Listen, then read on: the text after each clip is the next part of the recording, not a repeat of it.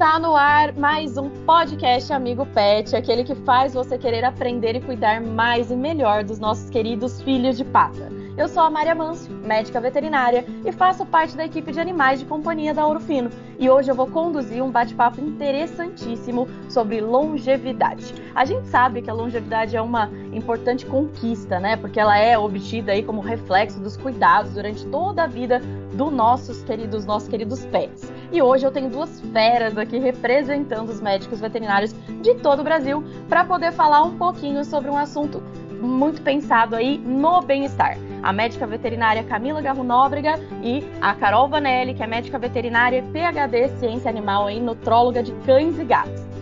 Sejam muito bem-vindas, meninas! Olá, Mari, obrigada pelo convite. Olá, Mari, obrigada pelo convite, obrigada, Ouro Fino. Ai, gente, obrigada. E Camila, eu sei que você queria fazer algumas perguntinhas aqui para Carol, então fica super à vontade, porque eu tô aqui também para aprender hoje, viu, pessoal? Legal, Mari. E esse assunto eu acho super interessante e muito bacana a gente antes entender quais são os principais problemas de saúde que esses animais idosos eles podem começar a ter e como que a gente consegue identificar. Então, Carol, se você puder começar a introduzir isso, seria bem interessante. Vamos lá então, Cami. Uma coisa que a gente sabe é que os animais eles vão envelhecer de uma forma ou de outra, né? Agora, como eles vão envelhecer é que é o nosso grande desafio como médico veterinário aí nessa trajetória, nessa história de vida deles.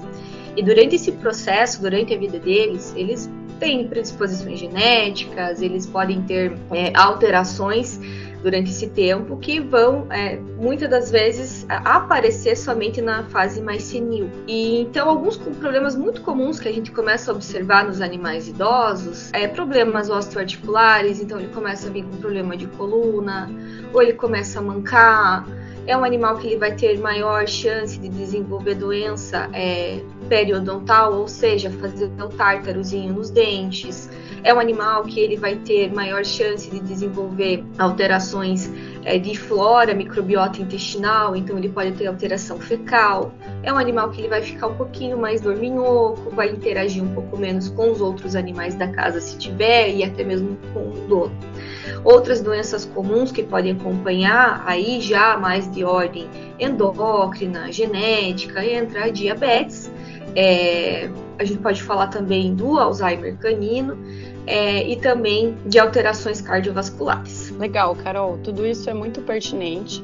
E você falou do Alzheimer, né? Tem muitos tutores que não sabem ou ficam nessa dúvida, mas será que existe o Alzheimer canino igual de pessoas? Então, explica um pouquinho pra gente como que se é igual, é parecido. Então, Camila, é muito interessante isso, porque, na verdade, na veterinária a gente chama de distúrbio cognitivo, tá? Que é realmente similar às alterações que acontecem no Alzheimer humano. Então, acontece tanto em cães quanto em gatos.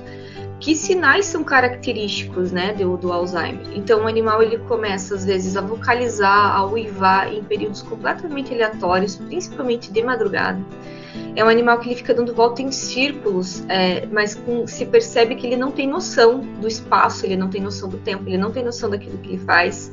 Ou ele para atrás de um armário, atrás de uma geladeira, atrás de um sofá e fica olhando fixamente para um ponto. É um animal que ele tende, às vezes, se era um animal muito calmo, tende a se tornar agressivo.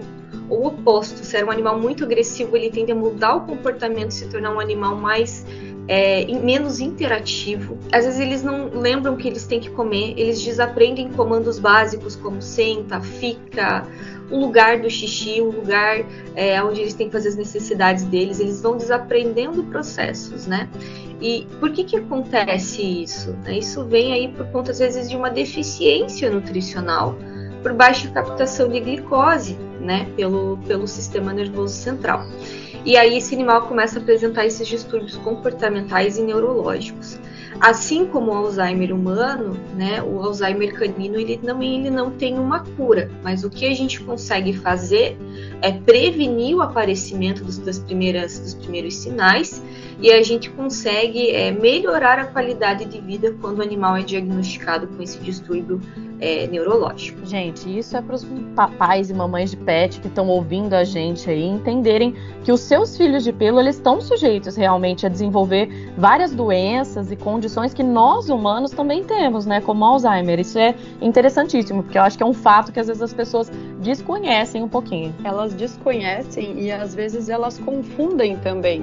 Às vezes, com todas essas características que a Carol comentou, esses papais e mamães dos pets, eles podem confundir, às vezes, como dor, como sofrimento, e por isso que é importante levar no veterinário para eles entenderem e saber o que precisa fazer, né, para diminuir ou amenizar isso. Com certeza. Então, Carol, e aí aproveitando, né, que a gente já está conversando sobre todas essas possíveis doenças, quando o animal começa a ficar mais idoso, dentro das condições ali normais que ele tem, só que ele começa a ficar ali um pouquinho mais idoso, e em relação ao estilo de vida dele, o que a gente pode influenciar positiva ou negativamente, né, para o bem-estar desse animal quando ele começa a ficar idoso? Legal, Cami. Você fez uma observação ali muito interessante na pergunta anterior, né? É que muitas das vezes esses sinais do envelhecimento, eles aparecem de forma muito sutil e a gente não percebe, né? Mas o bem-estar, às vezes, ele se reflete nesse comportamento. É engraçado que às vezes o animal, quando ele vai envelhecendo e ele vai desenvolvendo alterações de problema de coluna, na articulação, né, a famosa hérnia de disco, esses animais, eles começam a sentir dor. Só que muitos deles eles têm um grau de tolerância à dor e às vezes eles não transformam, não demonstram isso mancando ou chorando. Às vezes eles começam a comer menos ou eles começam a ficar mais tempo quietinho, dormem mais tempo.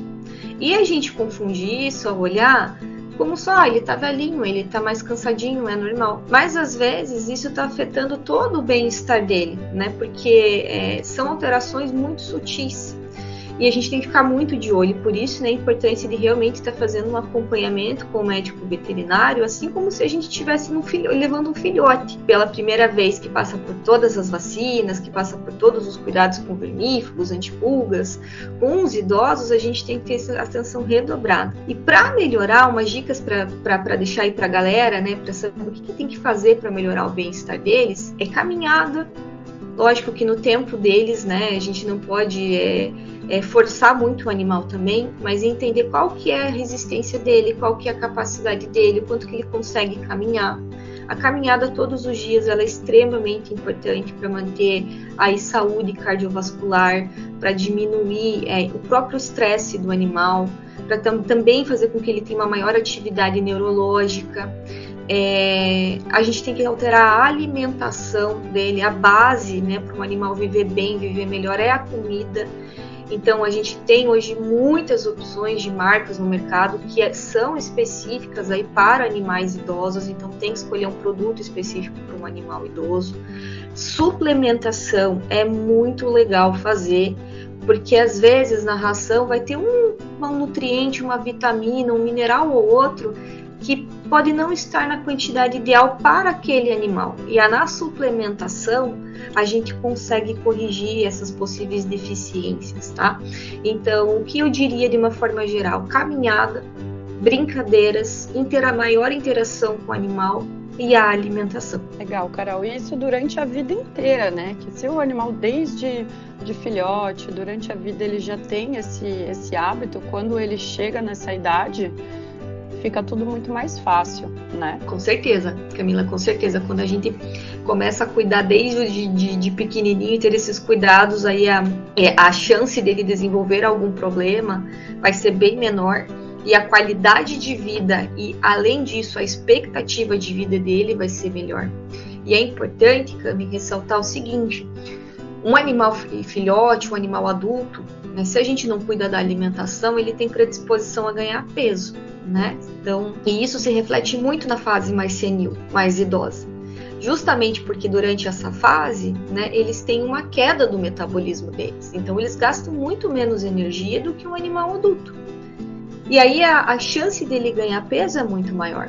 Então, o que a gente tem que fazer? Cuidar com a alimentação desde sempre, mas dessa fase que é importante saber quando se inicia a fase idosa, né? Para todos os animais, independente de raças e independente de ser cão ou ser gato, é com 7 anos de vida. Então, a partir dos 7 anos, eu já tenho que trocar para uma ração sênior, eu já tenho que entrar com uma suplementação específica, eu tenho que me atentar na quantidade de ração para evitar que esse animal ganhe peso. A obesidade, gente, ela diminui em até 2 anos a expectativa de vida de um animal. Eu, por exemplo, né, tenho meus cães como membros da família, são minhas filhas, então eu quero que elas vivam mais e melhor por muito tempo. Então aqui a alimentação aqui em casa é regradinha. E aí, Cami, como é que é na tua casa? Olha, no momento eu estou sem meus pets, infelizmente perdi faz um pouquinho de tempo, mas sempre foi bem regradinho também. Eu sou aquela mãe chata mesmo. Olha, eu vou falar por mim aqui então, hein, gente? Eu tenho 3 em casa e um deles já é bem idosinho também, mas lá tudo controlado com ração específica para idade, e a gente usa suplementação em casa também, porque a gente sabe o tanto que é importante. Legal, Mari. Carol, e eu acho super importante a gente comentar aqui, né, que você estava falando de suplementação. Nós humanos, a gente já criou um pouco dessa cultura, assim, de entendimento, né, da importância da alimentação adequada, e inclusive da suplementação preventiva, né, digo, da gente começar a tomar essa suplementação quando a gente ainda tá bem, né, realmente para prevenir o envelhecimento, não só os suplementos, mas até os tratamentos complementares, né? Eu falo que as mulheres, principalmente, já usando os seus cremes antissinais, né, para evitar as ruguinhas lá na frente. Eu acho que a televisão, rede social ajudou muito nesse ponto, né? Eu sei que eu dei uma devagada aqui, gente, mas é que é algo muito comum no dia a dia humano, né? E entrando nessa pegada de suplemento, eu queria até entender se você tem alguma dica, Carol, de suplementação, né, ou dieta específica, que vai ajudar a combater, né, esse envelhecimento, o estresse oxidativo, né, nesses cães idosos. Legal, Mari. Não, e bem observado, né? A gente traz muito do que a gente aplica na nossa vida, para a vida dos nossos animais, e principalmente aquilo que dá certo, né? Aquilo que não dá muito, a gente tenta fugir um pouquinho. Mas a suplementação, Mari, ela é extremamente essencial. Já começou a se tornar um hábito na nossa vida, e na vida deles ainda tá começando, né? A gente tá vendo que na veterinária tá começando a ver muito forte isso, e é muito importante a gente fazer. Eu tenho uma dica de um suplemento que eu sou muito fã, que é o Longil da Ouro Fino. Ele tem uma gama gigantesca de nutrientes, na minha opinião, aí como nutróloga, ele é o mais completo que a gente tem no mercado. Ele atende aí as necessidades de vitaminas, de minerais, de aminoácidos. E é mais legal ainda que ele também vem trabalhando com saúde intestinal, né? A gente acabou não falando muito disso hoje, porque é um assunto que dá para fazer um outro podcast só sobre isso, mas exatamente, a saúde, né? A saúde intestinal, gente, ela é extremamente importante aí para melhorar, né? Se a gente tem um intestino saudável, o animal vai absorver melhor os nutrientes, ele vai ter uma imunidade melhor.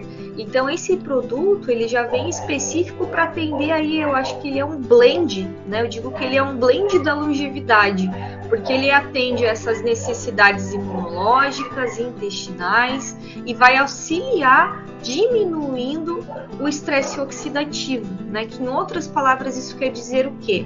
Quando a gente vai envelhecendo, o animal vai envelhecendo, a própria célula ela vai liberando alguns componentes que a gente chama de radicais livres. E são esses radicais livres que vão aí trazer os sinais característicos do envelhecimento, que é aquela pelagem mais branquinha, essa alteração de comportamento que eu falei, às vezes pode ter ação mais pró-inflamatória. Então, como que a gente combate isso? Fornecendo uma grande quantidade de antioxidantes, que nas rações ainda, mesmo que seja para um animal idoso, ela não atende.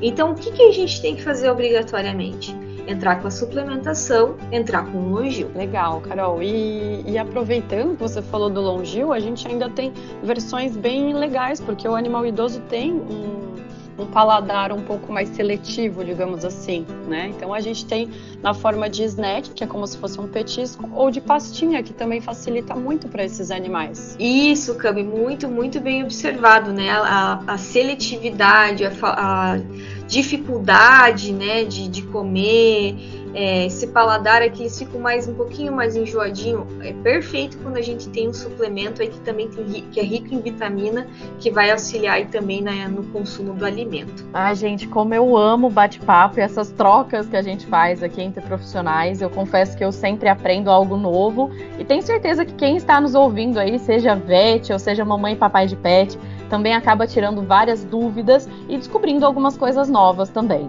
Obrigada, meninas, por terem vindo falar um pouquinho conosco hoje. Obrigada mesmo, Mari. Obrigada, Carol, também, pela disponibilidade. Obrigada, meninas. Obrigada, Mari. Obrigada, Cami. Foi um prazer enorme estar aqui dividindo um pouquinho dos meus conhecimentos com vocês. E espero que o pessoal que está ouvindo aí de casa também tenha aproveitado muito e coloque em prática aí tudo que a gente falou e cuidem bem da saúde desses idosinhos aí para que eles vivam muito mais e melhor. Obrigada, Ouro Fino, pelo convite. Ai, gente, que delícia. Eu tenho certeza que todo mundo aqui já fez várias anotações para a gente poder cuidar cada vez melhor dos nossos pets. E você que está nos ouvindo, já aproveita, curte, baixe, compartilhe o conteúdo com aqueles amigos, né, que já estão se tornando aí a mamãe e papai de pet de um idosinho. E não esqueça aí de seguir a Ouro Fino Pet nas redes sociais. Até o próximo podcast, pessoal. Valeu!